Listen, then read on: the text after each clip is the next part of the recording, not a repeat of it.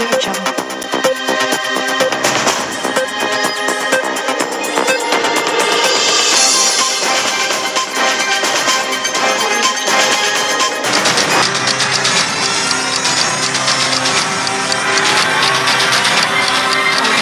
Assalamualaikum warahmatullahi wabarakatuh. Waalaikumsalam warahmatullahi wabarakatuh. Terima kasih banyak kepada Pak Hilmi dan juga Irma dan tentu seluruh sivitas Universitas Nasional yang telah menggelar acara ini, dan ini menjadi sangat penting apalagi bicara demokrasi dan refleksi akhir tahun.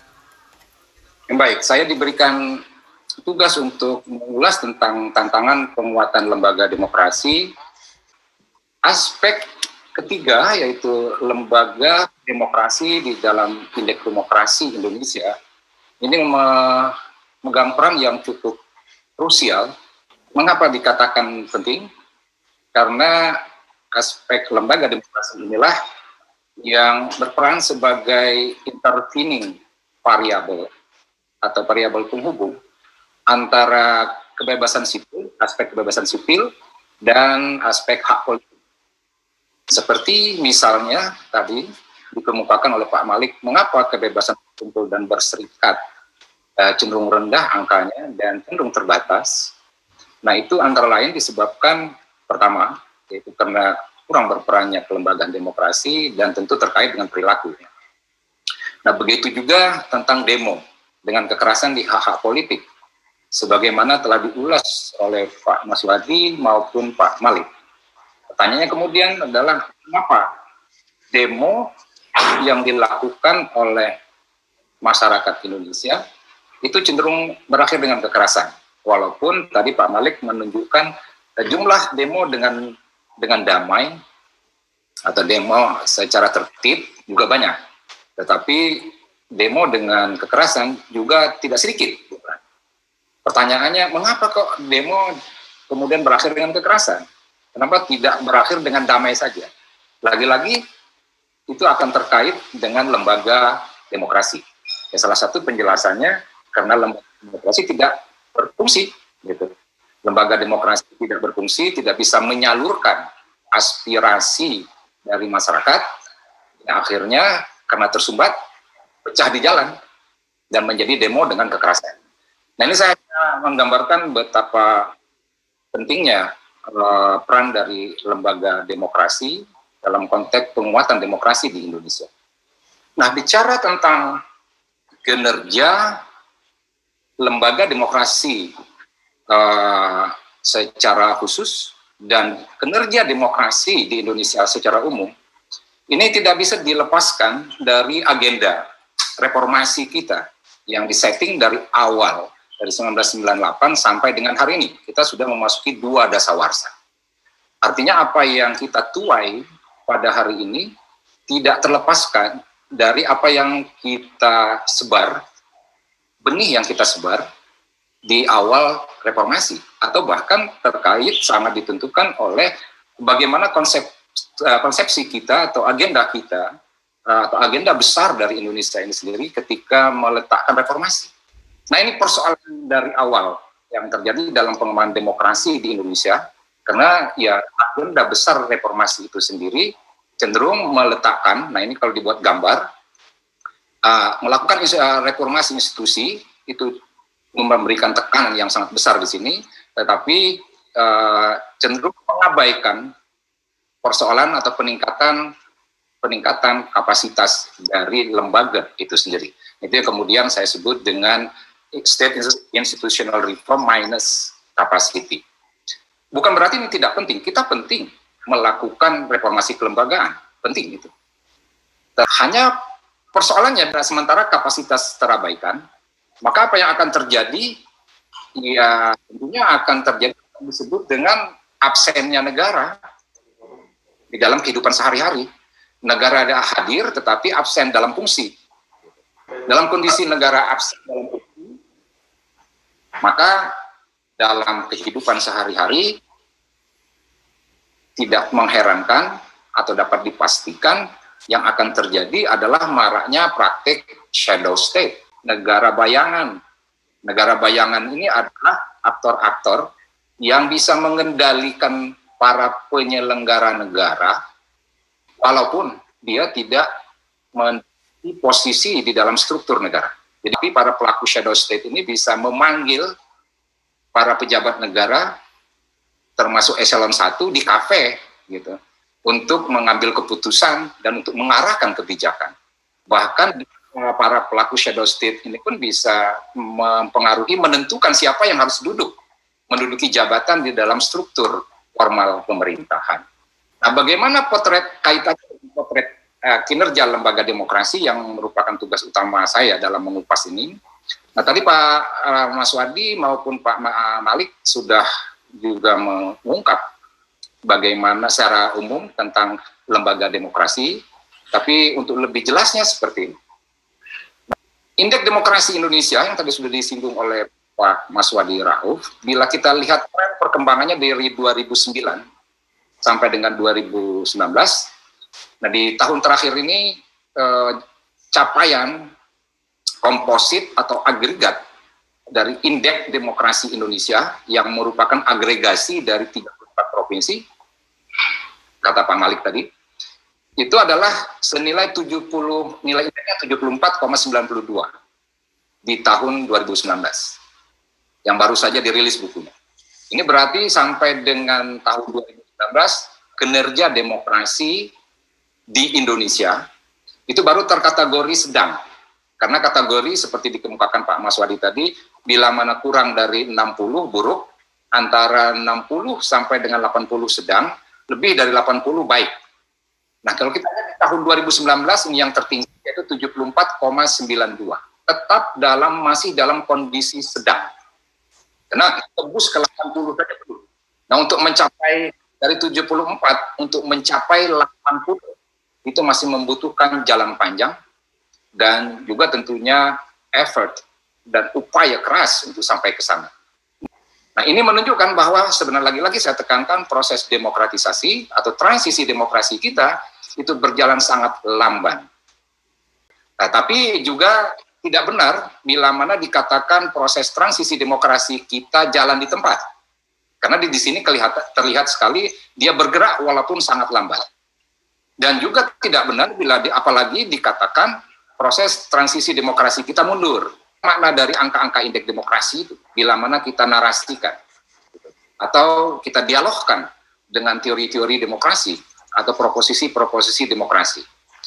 Nah, poin pertama makna dari angka indeks demokrasi Indonesia terkait dengan kelembagaan demokrasi itu bisa kita maknai bahwa dalam 2 dekade demokrasi ini ternyata Indonesia masih tetap berada pada kategori demokrasi prosedural. Itu makna pertama. Itu ditunjukkan dengan angka atau pergerakan angka capaian indeks komposit dari indeks demokrasi Indonesia tadi, yang mana kita tetap masih berada pada kategori sedang, yaitu 74, sekian sampai tahun 2019.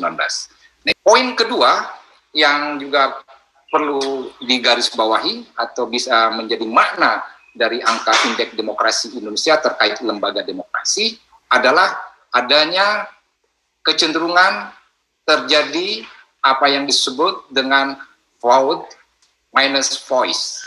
Artinya kita telah berhasil menyelenggarakan pemilu, baik itu pilpres, pemilu legislatif, ataupun pilkada bentuknya, sebagai dari lembaga demokrasinya, kita sudah cukup berhasil melaksanakan pemilu secara prosedural, dan dalam pemilu tersebut juga sudah cukup berhasil untuk meningkatkan partisipasi masyarakat, vote, di dalam setiap pemilu. Dan kalau kita lihat angka partisipasi cukup tinggi, rata-rata di atas 70, tetapi suara yang dituai pada saat pemilu dengan angka partisipasi tinggi tersebut masih sangat muskil menghasilkan suara atau voice ketika sudah duduk di kursi kekuasaan. Bahkan yang diproduksi bukan voice. Malah dalam banyak kasus yang diproduksi adalah noise gitu. Ya, jadi political noises. Jadi kebisingan politik. Dalam kondisi seperti itu ya pemilu cenderung lebih difungsikan sebagai instrumen oleh para elit untuk mendapatkan legitimasi dari masyarakat. Aplikasinya ya walaupun pemilu dilaksanakan, tapi cenderung hanya ritual politik. Di dalam indeks demokrasi Indonesia, kecenderungan vote minus voice itu ditunjukkan oleh angka-angka ini.